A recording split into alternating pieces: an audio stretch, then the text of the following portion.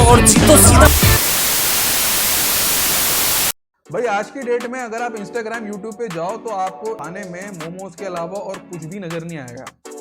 किसी भी इन्फ्लुएंसर को देखोगे आप तो वो मोमोज ही खा रहा होगा। As a crazy fact about momos, did you know that कि ये जो भी इन्फ्लुएंसर हैं जो आपको तरह तरह के मोमोज खा के दिखाते हैं, जो इनका खुद का मार्केट साइज है that is not even half of the market size of momos in India. 2 minute silence for that. चलो अच्छी बात है, किसी का तो प्रमोशन हो रहा है। तो यार आज ऐसे ही मेरा भी मोमोज खाने का मन कर गया। तो भाई उसके बाद में मैंने जोमेटो और स्विगी पे दोनों पे खूब कूपन लगाने की कोशिश करी कि किस पे सबसे ज्यादा सस्ता मिल रहा है। तो यार बहुत ही ज्यादा ढूंढने ढांडने के बाद में I came across this particular shop. यहाँ पे मोमोज का जो एवरेज प्राइस था that was 120 rupees for 6 pieces. तो यार मेरे दिमाग में एक पर्टिकुलर बात आई कि क्या ये मोमोज का सही सेलिंग प्राइस है? क्या हम इसको थोड़े से ज्यादा प्राइस पे भी बेच सकते हैं? क्या इनका धंधा इस प्राइस पे भी बन पा रहा है कि नहीं बन पा रहा है? तो that was the reason for this video. इस वीडियो में हम लोग आइडिया वैलिडेशन के बारे में बात करेंगे for all the people who are thinking about setting up a new shop. जो भी लोग सोच रहे हैं हम क्लाउड किचन खोलेंगे, हम मोमोप्रेन्योर बनेंगे, हम मोमोज की नई दुकान डालेंगे, हम मोमोज को स्विगी या जोमेटो पे बेचेंगे, all of those people need to watch this video till end. तो validation start करने से पहले we will have to assume certain things. Number 1, our sales channel is only Swiggy and Zomato. Swiggy और Zomato के अलावा हम उसको कहीं और नहीं बेच रहे हैं। हम डायरेक्टली कंज्यूमर को उसको नहीं बेचेंगे, हम एज अ टेक अवे पे भी उसको नहीं रखेंगे।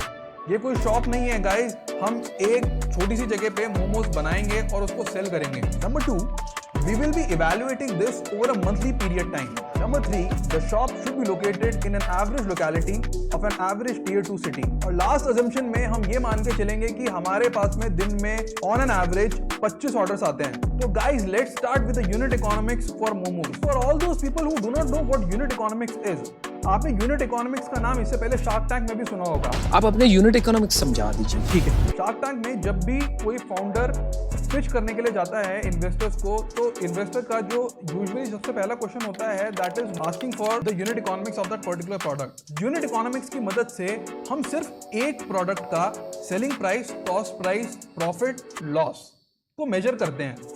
तो लेट्स सपोज अगर कोई कंपनी एक पर्टिकुलर प्रोडक्ट को बेच रही है and they are making a loss of 10 rupees, तो अगर वही कंपनी ऐसे 100 प्रोडक्ट को बेचेगी तो जो टोटल लॉस उसको हो जाएगा that will be 10 multiplied by 100, that will be equal into 1000।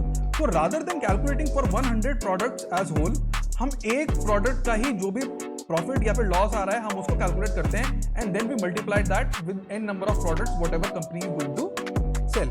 इसकी मदद से जो बिजनेस मॉडल है कंपनी का दैट इज सस्टेनेबल और नॉट, हमें इसकी मदद से ये बात पता चल जाती है। And that is the reason guys today we are going to जज this particular shop by using unit economics method. तो यहाँ पे जब मैं यूनिट इकोनॉमिक्स के बारे में बात करूंगा तो 1 unit is equal to 1 plate of momos. 1 plate of momos में 6 मोमोज आते हैं। तो फॉर कैलकुलेटिंग यूनिट इकोनॉमिक्स हम 3 मेन मेट्रिक्स के बारे में बात करेंगे। The first one is ASP यानी कि average selling price. The second one is COGS यानी कि कॉस्ट ऑफ गुड सोल्ड। जो भी रिसोर्स का हम यूज कर रहे हैं एक पर्टिकुलर प्रोडक्ट को सेल करने के लिए, तो उसकी जितनी भी कॉस्ट होती है that will come out to be the COGS। जो लास्ट चीज है दैट इज GP यानी कि ग्रॉस प्रॉफिट। अगर मैं COGS के बारे में बात करूं तो COGS में हम 9 पैरामीटर्स के बारे में बात करेंगे जो कि क्लाउड किचन के बिजनेस मॉडल में प्राइमरी होते हैं। पहला पैरामीटर है that is rent and maintenance. तो गाइस अगर मैं टियर 2 सिटी के बारे में बात करूं, अगर मुझे वहां पे एक छोटी सी भी जगह चाहिए खाना बनाने के लिए, that will cost me somewhere around 20,000 rupees. If you talk about labour, तो लेबर के अंदर जो कुक शेफ है वो आता है। तो यहाँ पे क्योंकि मैं ये बात मान के चल रहा हूँ मेरे पास में टोटल 25 ऑर्डर आ रहे हैं दिन के, तो मुझे नहीं लगता कि मेरे पास में एक से ज़्यादा बंदा होने की ज़रूरत है। तो मान के चलते हैं जो लेबर की कॉस्ट है दैट इज